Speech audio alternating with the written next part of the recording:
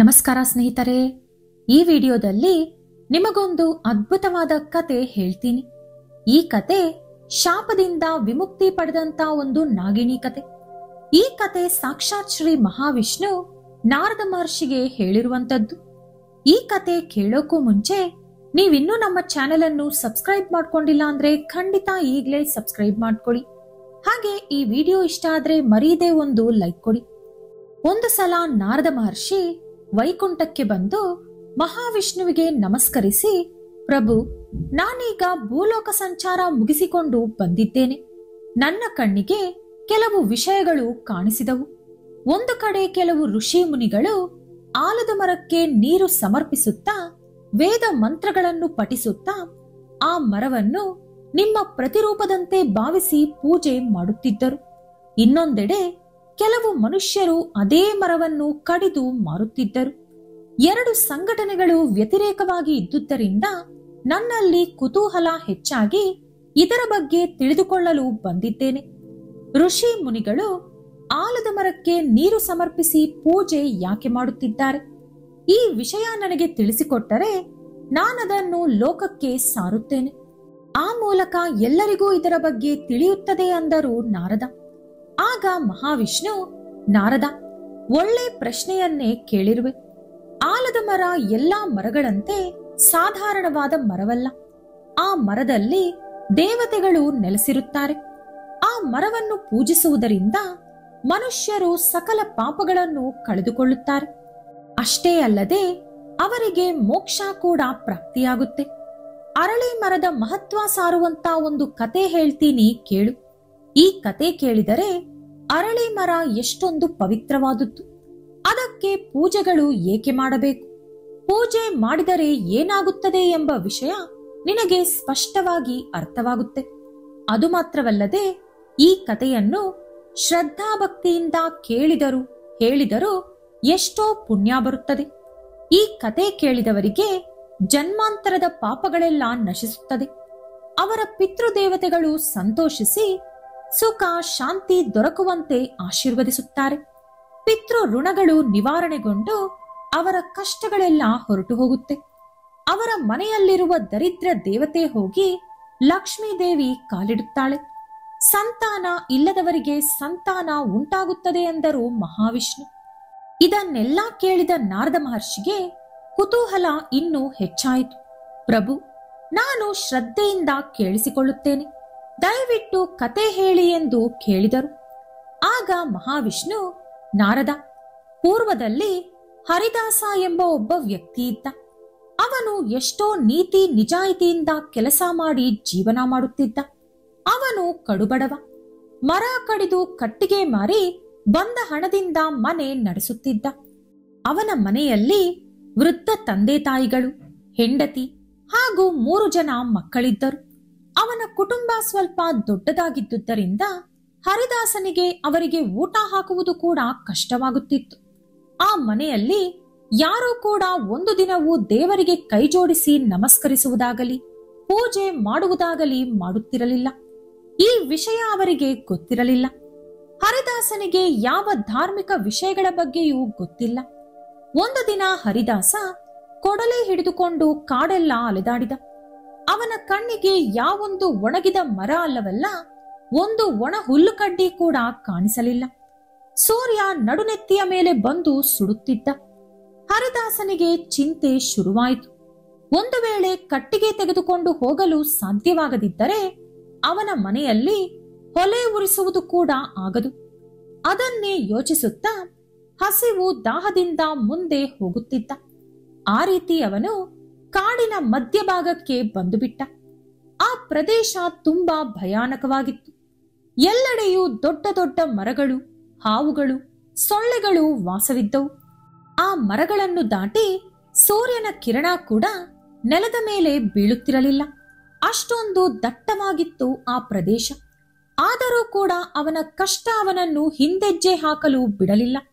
ಆ ರೀತಿ ಅವನು ಹೋಗುತ್ತಿರುವಾಗ ಅವನ ಕಣ್ಣಿಗೆ ಒಂದು ದೊಡ್ಡ ಮರ ಕಾಣಿಸಿತು. ಆ ಮರದ ರೆಂಬೆ ಕೊಂಬೆಗಳು ಆಗಸವನ್ನು ಅಂಟಿದ್ದವು. ಅದರ ಬೇರುಗಳು ದಟ್ಟವಾಗಿ ಬೆಳೆದು ಭೂಮಿಯನ್ನೆಲ್ಲ ಆಕ್ರಮಿಸಿಕೊಂಡಂತೆ ಕಾಣುತ್ತಿತ್ತು. ಅದೊಂದು ದೊಡ್ಡ ಆಲದ ಮರ.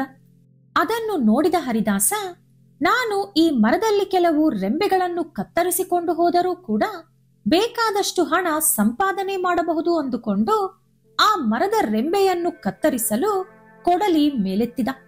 ಆಗಲೇ ಅವನ ಕಿವಿಗೆ ಭಯಾನಕವಾದ ಒಂದು ಶಬ್ದ ಕೇಳಿಸಿತು. ಅದೊಂದು ಹೆಣ್ಣಿನ ಸ್ವರ. ಮಾನವ, ನೀನು ಎಂಥ ದೊಡ್ಡ ಅಪರಾಧ ಮಾಡಲು ಹೊರಟಿರುವೆ ಗೊತ್ತಾ ಎಂದು ಹೇಳಿತು. ಅದನ್ನು ಕೇಳಿ ಒಮ್ಮೆಲೆ ಬೆಚ್ಚಿಬಿದ್ದ ಹರಿದಾಸ ಸುತ್ತಲೂ ನೋಡಿದ. ಯಾರೂ ಕೂಡ ಇಲ್ಲ.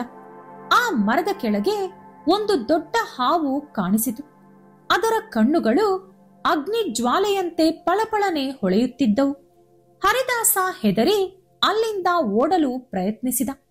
ಆದರೆ ಆ ಹಾವು ಒಂದು ಸುಂದರವಾದ ಹೆಣ್ಣಿನ ರೂಪಕ್ಕೆ ಬದಲಾಯಿತು. ಅವಳು ಒಂದು ನಾಗಕನ್ಯೆ. ಅವಳ ಸುತ್ತಲೂ ಇದ್ದಕ್ಕಿದ್ದಂತೆ ಕಾಂತಿ ಹರಡಿಕೊಂಡಿತು. ಆಕೆ ಕಣ್ಣು ಕೆಂಪಗೆ ಮಾಡಿ, ಮಾನವ, ನೀನು ಆಲದ ಮರವನ್ನು ಕಡಿಯಲು ಮುಂದಾದೆ. ನಿನಗೆ ಈ ಮರದಲ್ಲಿ ದೇವತೆಗಳು ವಾಸವಿರುತ್ತಾರೆಂದು ತಿಳಿಯದೆ ಎಂದು ಕೇಳಿದಳು. ಹರಿದಾಸ ನಡುಗುತ್ತಾ, ಅಮ್ಮ, ನೀವು ಯಾರು? ನಾನು ಎಂದೂ ಕೂಡ ಇಂಥ ವಿಷಯಗಳು ನೋಡುವುದಾಗಲಿ ಕೇಳುವುದಾಗಲಿ ನಡೆದಿಲ್ಲ. ಒಂದು ಹಾವು ಯಾವ ರೀತಿ ಹೆಣ್ಣಿನ ರೂಪ ಪಡೆದುಕೊಂಡಿತು, ಯಾವ ರೀತಿ ಮಾತನಾಡುತ್ತಿದೆ, ನನಗೆ ಯಾವೊಂದು ವಿಷಯ ಕೂಡ ಅರ್ಥವಾಗುತ್ತಿಲ್ಲ. ಹಾಗೆ ಈ ಮರ ವಿಶೇಷವಾದದ್ದು ಎಂದು ಹೇಳುತ್ತಿದ್ದೀರಿ. ನನಗೆ ಅದೂ ಕೂಡ ಗೊತ್ತಿಲ್ಲ. ದಯವಿಟ್ಟು ಈ ಮರದ ವಿಶೇಷತೆಯ ಬಗ್ಗೆ ತಿಳಿಸಿಕೊಡಿ ಎಂದು ಕೇಳಿದ. ಆಗ ನಾಗಕನ್ಯೆ, ಮಾನವ, ನನ್ನ ಹೆಸರು ಸುರಸ. ನಾನೊಂದು ನಾಗಕನ್ಯೆ. ಈ ಮರಕ್ಕೆ ಕಾವಲಿರುತ್ತೇನೆ. ನಾನು ಇದೇ ಮರದಲ್ಲಿ ವಾಸವಿರುತ್ತೇನೆ. ಈ ಮರವೆಂದರೆ ನನಗೆ ತುಂಬಾ ಇಷ್ಟ. ಈ ಮರಕ್ಕೂ ನನಗೂ ಪೂರ್ವಜನ್ಮದ ಸಂಬಂಧವಿದೆ. ಎಷ್ಟೋ ವರ್ಷಗಳ ಹಿಂದೆ ನನ್ನ ಜೀವನದಲ್ಲಿ ನಡೆದಂತ ಕತೆ ಹೇಳುತ್ತೇನೆ ಕೇಳು. ಪೂರ್ವ ಜನ್ಮದಲ್ಲಿ ನನ್ನ ಹೆಸರು ಸುಮತಿ. ನಾನು ಶ್ರೀಮಂತ ವೈಶ್ಯ ಕುಟುಂಬದಲ್ಲಿ ಜನಿಸಿದ್ದೆ. ನನ್ನ ತಂದೆ ತುಂಬಾ ದೊಡ್ಡ ಶ್ರೀಮಂತರು. ಅವರು ನನ್ನನ್ನು ಒಬ್ಬ ಬುದ್ಧಿವಂತ, ಧರ್ಮಾತ್ಮ ಹಾಗೂ ಶ್ರೀಮಂತನಾದ ಯುವಕನಿಗೆ ಕೊಟ್ಟು ಮದುವೆ ಮಾಡಿದರು. ನನ್ನ ಗಂಡನ ಹೆಸರು ಧರ್ಮಪಾಲ. ಅವರು ಧಾನ್ಯಗಳ ವ್ಯಾಪಾರ ಮಾಡುತ್ತಿದ್ದರು. ಅವರು ಧರ್ಮಬದ್ಧವಾದ ವಿಷಯಗಳ ಮೇಲೆ ತುಂಬಾ ಗಮನ ಹರಿಸುತ್ತಿದ್ದರು. ಒಳ್ಳೆ ಕೆಲಸ ಮಾಡಲು ಯಾವಾಗಲೂ ಮುಂದೆ ಇರುತ್ತಿದ್ದರು. ಆದರೆ ನಾನು ಮಾತ್ರ ಸಂಪೂರ್ಣವಾಗಿ ಅವರಿಗೆ ಭಿನ್ನವಾಗಿದ್ದೆ. ಒಂದು ದಿನವೂ ಅವರನ್ನು ಗೌರವಿಸಲಿಲ್ಲ. ಅವರು ಮಾಡುವ ಧಾರ್ಮಿಕ ಕೆಲಸಗಳ ಮೇಲೆ ಶ್ರದ್ಧೆ ತೋರಲಿಲ್ಲ. ನಾನು ದೇವರನ್ನು ಪೂಜಿಸುವುದು ಅಂದರೆ ಸಮಯ ವ್ಯರ್ಥಗೊಳಿಸುವುದು ಅಂದುಕೊಂಡಿದ್ದೆ. ತುಂಬಾ ಅಹಂಕಾರದಿಂದ ನಡೆದುಕೊಳ್ಳುತ್ತಿದ್ದೆ. ನನ್ನ ಮನಸ್ಸು ಯಾವಾಗಲೂ ಹಣ ಹಾಗೂ ಸಂಸಾರ ಸುಖಗಳ ಮೇಲೆ ಆಸಕ್ತಿ ತೋರಿಸುತ್ತಿತ್ತು. ಪೂಜೆಗಳು, ದಾನ ಧರ್ಮ, ಪುಣ್ಯ ಕಾರ್ಯಗಳು ಮಾಡುವುದು ತುಂಬಾ ಮುಖ್ಯ ಎಂದು ನನ್ನ ಗಂಡ ನನಗೆ ಎಷ್ಟೇ ತಿಳಿ ಹೇಳಲು ಪ್ರಯತ್ನಿಸಿದರೂ ನಾನವರ ಮಾತಿಗೆ ಬೆಲೆ ಕೊಡುತ್ತಿರಲಿಲ್ಲ. ನಮ್ಮ ಗ್ರಾಮದ ಹತ್ತಿರದಲ್ಲಿ ಒಬ್ಬ ಮುನಿ ಆಶ್ರಮವಿತ್ತು. ಅಲ್ಲಿನ ವಾತಾವರಣವೆಲ್ಲ ಕೂಡ ತುಂಬಾ ಪ್ರಶಾಂತವಾಗಿರುತ್ತಿತ್ತು. ಒಂದು ದಿನ ಆ ಮುನಿ ಆಶ್ರಮದ ಹತ್ತಿರ ಒಂದು ಆಲದ ಗಿಡವನ್ನು ನೆಟ್ಟರು. ನಮ್ಮ ಗ್ರಾಮದ ಪ್ರಜೆಗಳೆಲ್ಲ ಆ ಮರಕ್ಕೆ ವಿಶೇಷವಾದ ಪೂಜೆಗಳನ್ನು ಮಾಡುತ್ತಿದ್ದರು. ಗಿಡದ ಸುತ್ತ ದೀಪಗಳನ್ನು ಹಚ್ಚಿ ಆ ಗಿಡಕ್ಕೆ ನೀರು ಸಮರ್ಪಿಸಿ ಎಷ್ಟೋ ಶ್ರದ್ಧೆಯಿಂದ ಪೂಜೆ ಮಾಡುತ್ತಿದ್ದರು. ಅವರೆಲ್ಲರೂ ಆ ಗಿಡದಲ್ಲಿ ಶ್ರೀ ಮಹಾವಿಷ್ಣು ವಾಸವಿರುತ್ತಾರೆ ಎಂದು ನಂಬುತ್ತಿದ್ದರು. ಅಷ್ಟೇ ಅಲ್ಲದೆ ಆ ಗಿಡಕ್ಕೆ ಪೂಜೆ ಮಾಡಿದರೆ ಅವರ ಪಿತೃ ದೇವತೆಗಳು ಸಂತೃಪ್ತಿ ಹೊಂದುತ್ತಾರೆ ಎಂದು ನಂಬುತ್ತಿದ್ದರು. ಅವರ ಭಕ್ತಿಯ ಕಾರಣದಿಂದ ಇರಬಹುದು, ಆ ಗಿಡ ಅತಿ ಶೀಘ್ರದಲ್ಲೇ ಒಂದು ಮಹಾವೃಕ್ಷದಂತೆ ಬೆಳೆದು ಹೋಯಿತು. ಒಂದು ದಿನ ನಾನು ಆಶ್ರಮದ ಮಾರ್ಗದಲ್ಲಿ ಪ್ರಯಾಣಿಸುತ್ತಿರುವಾಗ ಆ ಮರದ ಮುಂದೆ ಒಬ್ಬ ಬ್ರಾಹ್ಮಣ ಕುಳಿತುಕೊಂಡು ನೀರು ಹಾಕುತ್ತಾ ವೇದ ಮಂತ್ರಗಳನ್ನು ಜಪಿಸುತ್ತಾ ಪೂಜೆ ಮಾಡುತ್ತಿದ್ದ. ಅವನನ್ನು ನೋಡಿ ನನಗೆ ತುಂಬಾ ನಗು ಬಂತು. ಜೋರಾಗಿ ನಕ್ಕುಬಿಟ್ಟೆ. ಯಾವುದಕ್ಕೂ ಪ್ರಯೋಜನ ಬಾರದ ಈ ಮರಕ್ಕೆ ಏಕೆ ಎಲ್ಲರೂ ಪೂಜೆ ಮಾಡುತ್ತಿದ್ದೀರಿ ಎಂದು ಕೇಳಿದೆ. ಅದಕ್ಕೆ ಆ ಬ್ರಾಹ್ಮಣ, ತಾಯಿ, ಅಜ್ಞಾನದಿಂದ ನೀನು ಈ ರೀತಿ ಮಾತನಾಡುತ್ತಿದ್ದೀಯ. ಇದು ಕೆಲಸಕ್ಕೆ ಬಾರದ ಮರವಲ್ಲ, ಇದು ಆಲದ ಮರ. ಇದರಲ್ಲಿ ಸಾಕ್ಷಾತ್ ಶ್ರೀ ಮಹಾವಿಷ್ಣು ನೆಲೆಸಿರುತ್ತಾರೆ.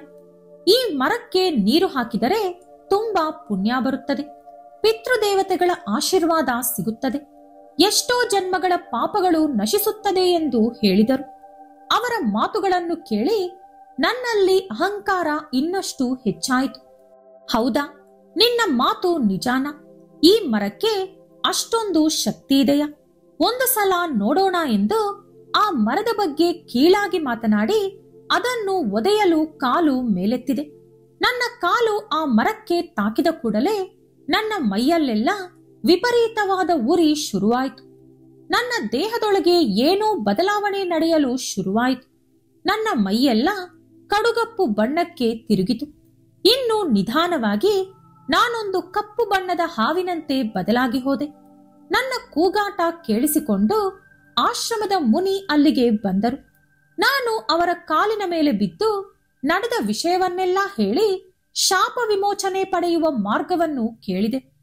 ಆಗ ಆ ಮುನಿ ಕೋಪದಿಂದ, ನೀನು ಮಾಡಿರುವ ಅಪರಾಧ ಎಷ್ಟೊಂದು ದೊಡ್ಡದೆಂದು ಗೊತ್ತಾ ನಿನಗೆ?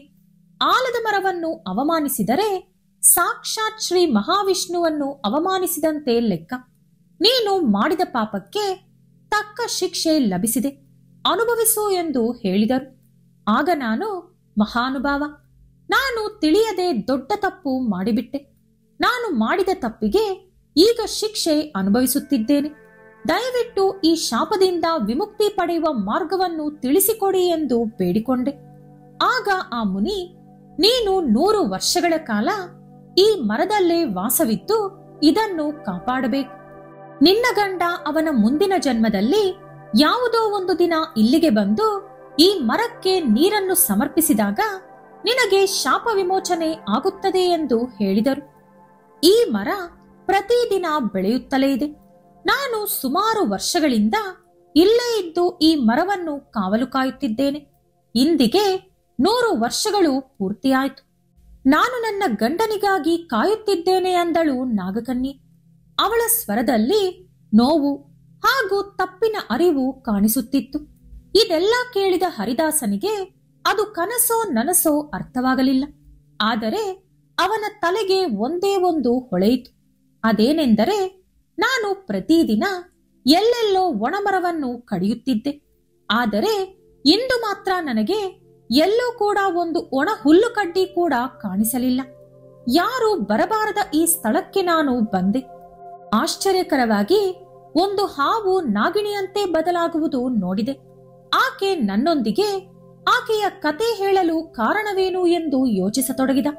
ಆ ಸಮಯದಲ್ಲಿ 100 ವರ್ಷಗಳ ಹಿಂದೆ ಆ ಆಶ್ರಮದ ಮುನಿಯಾಗಿದ್ದವರು ಈಗ ಅವರ ಮುಂದೆ ಪ್ರತ್ಯಕ್ಷವಾದರು.